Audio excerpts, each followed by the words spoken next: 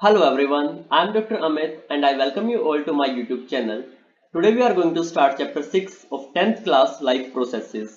And 10th class आपके लिए good news है, डेली 10 AM मैंने आपके लिए शेड्यूल कर दिया है वीडियो का। तो हम अब से इस चैप्टर को आगे कंटिन्यूटी में सुबह 10 बजे डेली एक वीडियो के साथ पढ़ेंगे। And please share this news to your friends so that maximum people can collaborate with us and maximum people can cooperate with us. So शुरू करते हैं आज का chapter. How do we tell the difference between what is alive and what is not alive? And one thing हम सिर्फ और सिर्फ NCERT पे फोकस करेंगे, line by line, word by word. And NCERT is your you can say best book. Okay, बिना NCERT के आप अपना बेस अच्छा नहीं बना सकते, आप रेफरेंस बुक्स को भी अच्छे से नहीं समझ सकते। सो NCERT इज मस्ट, चाहे वो कोई ओलंपियाड हो, चाहे वो कोई कॉम्पिटिटिव एग्जामिनेशन हो, चाहे फिर वो आपकी बेसिक नॉलेज हो। तो इस चैप्टर के अंदर हम बेसिक लाइफ प्रोसेसेस के बारे में पढ़ेंगे कि अगर कोई ऑर्गेनिज्म लिविंग है तो उसके अंदर कौन कौन सी प्रोसेसेस हमें दिखाई देती हैं। तो इसके अंदर हम चार प्रोसेसेस पढ़ेंगे, that is digestion, respiration, excretion and circulation. तो इन चार प्रोसेसेस जो आपकी मेन प्रोसेसेस हैं आपके मेटाबॉलिज्म के लिए, तो उन सबको हम यहाँ पे कवर करेंगे। आज की वीडियो के अंदर हम ब्रीफली ये पढ़ेंगे कि जो लिविंग है और जो नॉन लिविंग है वो एक दूसरे से कैसे अलग है। So first line, how do we tell the difference between what is alive and what is not alive? If we see a dog running or a cow chewing cud or a man shouting loudly on the street, we know that these are living beings. तो अगर हम किसी dog को भागते हुए देखें या किसी काव को कट च्यू करते हुए देखें या किसी मैन को लाउडली शाउट करते हुए देखें, तो ultimately we know that he और she is showing some movement. तो वो कुछ मूवमेंट दिखा रहे हैं, वो कुछ एक्टिविटी कर रहे हैं, उसके हेल्प से हम बोलते हैं कि ये लिविंग बींग्स हैं। लेकिन अगर काउ, मैन या डॉग्स अस्लीप मींस नींद में होते तो हम क्या करते? तो फिर हम उनकी ब्रीदिंग देखते और फिर हमें दिखते कि हाँ वो अलाइव है। लेकिन प्लांट्स, उनकी तो हम ब्रीदिंग नहीं देख सकते। तो अगर प्लांट्स ग्रीन हो तो हमें लगता है कि हाँ वो अलाइव है। तो लेकिन अगर कुछ बातें हम और देखें कि प्लांट्स ग्रीन है या फिर एनिमल अलाइव है, ब्रीथ कर रहे हैं, तो उसके अलावा और क्या कैरेक्टरिस्टिक्स हो सकती हैं जो हमें लाइफ प्रोसेसेस के अंदर दिखेंगी। So next is they grow over time, उनकी ग्रोथ होती है। एंड जब ग्रोथ होती है तो हम कहते हैं वो अलाइव है। In other words we tend to think of some sort of movement, either growth related और नॉट। तो अल्टीमेटली हम कोई मूवमेंट देखते हैं, चाहे वो ग्रोथ से रिलेटेड हो या चाहे वो आपकी एक विजिबली टेम्परेरी मूवमेंट हो, जैसे हमने ब्रीदिंग की बात की। तो ये आपकी कुछ मूवमेंट्स हैं, या लाइक शाउटिंग की बात की, so this is a temporary movement which is not related to growth. तो हम किसी ना किसी मूवमेंट को देखते हैं और जब हमें कोई मूवमेंट दिखती है तब हम बोलते हैं कि हाँ ये अलाइव है। But a plant that is not visibly growing is still alive and some animals can breathe without visible movement. तो आपका ये भी पॉसिबल है कि कुछ आपके जो प्लांट है वो हमें लगातार ऐसे अगर हम देखने लगे तो बढ़ते हुए नहीं दिखते, उनकी बहुत स्लो ग्रोथ होती है। कुछ एनिमल्स बिना मूवमेंट के आपके ब्रीथ कर सकते हैं। इसलिए जो विजिबल मूवमेंट है हमारे, सम सॉर्ट ऑफ मूवमेंट जो हमने यहाँ पे बोला, तो ये जो विजिबल मूवमेंट है ये हम जो लाइफ की डिफाइनिंग कैरेक्टरिस्टिक है उसकी बेसिस पे इसको कंसिडर नहीं कर सकते। It means visible movement is not a true consideration of life. Then और हम क्या देखेंगे? Movement of very small molecules will be invisible to the naked eye. Movement of molecules, for example, is this invisible molecular movement necessary for life? अब हम बात करते हैं molecular level पे कि एक सेल के अंदर बहुत सारे मॉलिक्यूल्स आपके मूवमेंट कर रहे हैं, उनकी मूवमेंट हो रही है। तो अगर वो हमें इनविजिबल है तो क्या हम उसको ये बोलेंगे कि नहीं वो आपका डेथ हो चुकी है या वो प्लांट डेड है या वो अलाइव नहीं है? नहीं। इट मीन्स चाहे वो विजिबल मूवमेंट हो चाहे वो इनविजिबल मूवमेंट हो, बट वहां पे मूवमेंट होनी चाहिए। This movement is necessary to drive the life. Okay, तो अगर हम बोलें कि ये मूवमेंट किस चीज की होती है सेल के अंदर जो मॉलिक्यूल्स हैं, तो वो आपके ऑक्सीजन हो सकता है, वो आपका ग्लूकोज हो सकता है, वो आपके फैट मॉलिक्यूल्स हो सकते हैं, वो आपके प्रोटीन मॉलिक्यूल्स हो सकते हैं, वो डीएनए हो सकता है, आरएनए हो सकता है, कोई सेलुलर ऑर्गेनेली हो सकती है। तो ये सब अगर इनकी मूवमेंट हम देखते हैं तो we will say yes life exist. If we ask this question to professional biologists, they will say yes. In fact, viruses do not show any molecular movement in them until they infect some cell, and that is partly why there is a controversy about they are truly alive or not. तो एक बात यहाँ पे important ये है कि viruses जब तक किसी सेल को इन्फेक्ट नहीं करते, किसी सेल के अंदर वो नहीं जाते, तब तक वो कोई भी मोलिकुलर मूवमेंट शो नहीं करते। तो इसलिए अगर वो सेल के अंदर जाएंगे तो वो मोलिकुलर मूवमेंट शो करेंगे, it means they are alive. लेकिन जब वो सेल से बाहर होंगे, एटमॉस्फेयर में होंगे, तो वो कोई भी मूवमेंट शो नहीं करेंगे and that means they are not alive. So इसीलिए हमने वायरसेस को एक कनेक्टिंग लिंक माना है between living and non living. तो ये आपका इंपॉर्टेंट लाइन है यहाँ पे। Next paragraph, why molecular movements needed for life? We have seen in earlier classes, living organisms are well organized structures. तो अल्टीमेटली हम बोल रहे हैं कि या तो मोलिकुलर मूवमेंट हो या कोई विजिबल मूवमेंट हो, तो ये मूवमेंट ही क्यों जरूरी है? क्योंकि अल्टीमेटली जितने भी लिविंग ऑर्गेनिजम्स हैं वो अपने आप को वेल ऑर्गेनाइज्ड रखते हैं। They are well organised structures, means उनके अंदर लगातार कुछ बन रहा है, लगातार कुछ टूट रहा है, और इस लगातार बनने और टूटने की वजह से कुछ एनर्जी प्रोड्यूस हो रही है, और उस एनर्जी की वजह से हम जिंदा है। वो एनर्जी हमारे अंदर लगातार जब तक प्रोड्यूस होती रहेगी, हमारे अंदर ये मूवमेंट चलती रहेगी। तो ये सब कुछ आपका एक ऑर्डर्ड नेचर में है, एक ऑर्डरली सीक्वेंस में है, एक ऑर्डरली फैशन में है।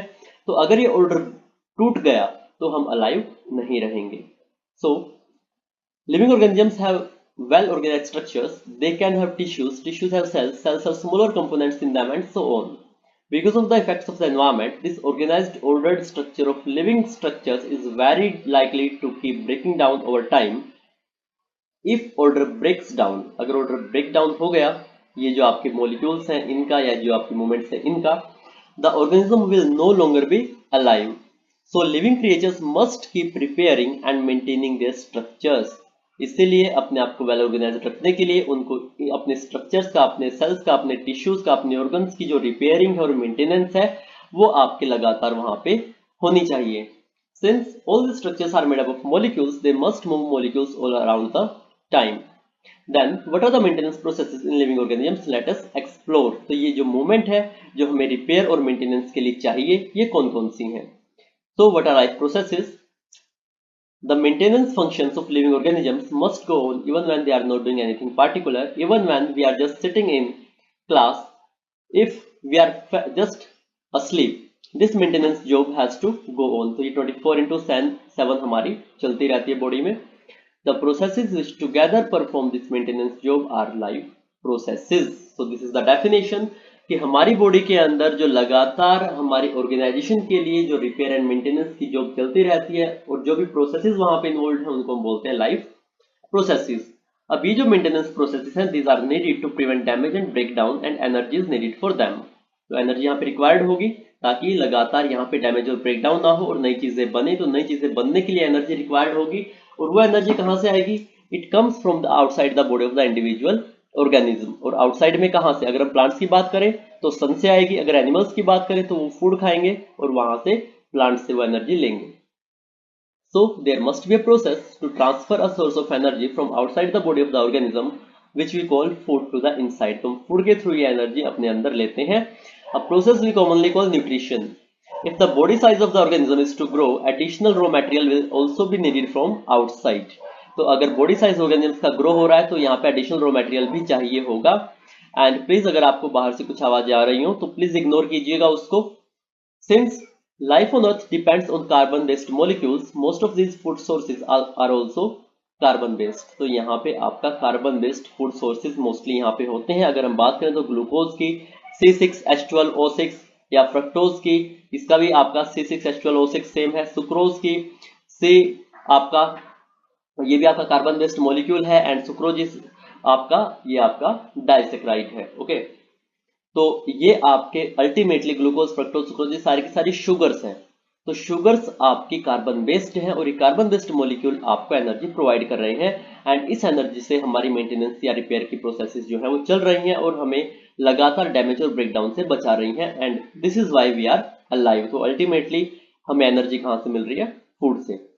Depending on the complexity of these carbon sources, different organisms can then use different kind of nutritional processes. तो हर organism की ये जो nutritional processes हैं ये अलग अलग हैं। The outside sources of energy could be quite varied since the environment is not under the control of the individual organism. Because और ये अलग अलग तरह के इसलिए हैं क्योंकि environment के अंदर हर organism अलग तरह से adapted है। These sources of energy therefore need to be broken down or built up in the body. and must be finally converted to a uniform source of energy that can be used for the various molecular movements needed for maintaining living structures as well as to the kind of molecules the body needs to grow. तो इसलिए अगर हमारी body में कुछ बन रहा है that is built up तो हम उसको बोलते हैं एनाबोलिज्म। अगर हमारी बॉडी में कुछ टूट रहा है मींस कॉम्प्लेक्स से सिंपल सब्सटेंस बन रहा है तो हम उसको बोलते हैं कैटाबोलिज्म। लेकिन अगर सिंपल से कॉम्प्लेक्स बन रहा है तो हम उसको बोलते हैं एनाबोलिज्म। लाइक अगर हम बात करें फोटोसिंथेसिस की तो वहां पे CO2 प्लस H2O से सनलाइट की और क्लोरोफिल के प्रेजेंस में आपका बनता है ग्लूकोज। तो यहाँ पे कुछ नया बन रहा है, कार्बन एक एटम का है, glucose you can say 6 carbon atoms का है। तो एक कार्बन एटम से 6 कार्बन एटम बन रहे हैं तो यहाँ पे आपका सिंपल से कॉम्प्लेक्स बन रहा है फोटोसिंथेसिस में तो हम उसको बोलते हैं एनाबोलिज्म। लेकिन अगर हम हमारी बात करें तो हम अगर रोटी खाते हैं, स्टार्च खाते हैं तो आपका ग्लूकोज में चेंज होता है और फिर आपका ग्लूकोज सेल्स के अंदर जाके माइटोकॉन्ड्रिया के अंदर जाके CO2 प्रोड्यूस करता है और वहां से ATP निकलता है। तो यहाँ पे ये जो हमारे अंदर रेस्पिरेशन है ये आपका कॉम्प्लेक्स से सिंपल बना रहा है, so that is it is being broken down या फिर हम उसको बोलते हैं कैटाबोलिज्म। तो अल्टीमेटली कोई भी सोर्स हमें जरूरी है एनर्जी डिराइव करने के लिए so that we maintain our structures and we grow and we be alive. For this, a series of chemical reactions in the body are necessary। और इस एनर्जी को लेने के लिए फॉर एग्जांपल जो हमारे अंदर रेस्पिरेशन है उसके अंदर जो ATP है वो कहां से आएंगे? Oxidising reducing reactions are some of the most common chemical means to break down molecules. तो फूड को तोड़ने के लिए यहाँ पे आपकी रिडॉक्स रिएक्शंस या फिर ऑक्सीडाइजिंग रिड्यूसिंग रिएक्शंस का होना बहुत जरूरी है। For this many organisms use oxygen sourced from outside the body. और यहाँ पे फूड के ऑक्सीडेशन के लिए हमें ऑक्सीजन की रिक्वायरमेंट होती है। The process of acquiring oxygen from outside the body and to use it in the process of breakdown of food sources for cellular needs is what we call respiration. तो धीरे धीरे देखिए, सबसे पहले हमने फूड लिया, फूड हमारे energy का सोर्स है, लेकिन एनर्जी लेने के लिए फूड को तोड़ना जरूरी है। तो वो जो तोड़ेंगे हम उसके लिए हमें ऑक्सीजन की रिक्वायरमेंट होगी क्योंकि वहां पे ऑक्सीडेशन और रिडक्शन रिएक्शंस होंगी। तो ये जो प्रोसेस है हमारी कि हम बाहर से ऑक्सीजन ले रहे हैं और फिर उसको फूड सोर्स को तोड़ने में हम यूज कर रहे हैं, this process is called respiration. तो हमने न्यूट्रिशन को कवर किया है यहाँ पे, ओके सी हियर हमने यहाँ पे न्यूट्रिशन को कवर किया है, देन हमने रेस्पिरेशन को कवर किया है। इसके बाद हम क्या करेंगे, अब अगर एक जगह हमारे मॉलिक्यूल्स टूटे हैं तो वो अलग अलग सेल्स को लेकर जाने हैं तो हम उसको ट्रांसपोर्टेशन बोलते हैं। जो वेस्ट मटेरियल यहाँ पे प्रोड्यूस होता है हम उसको बॉडी से बाहर निकालेंगे, उसको हम एक्सक्रीशन बोलते हैं।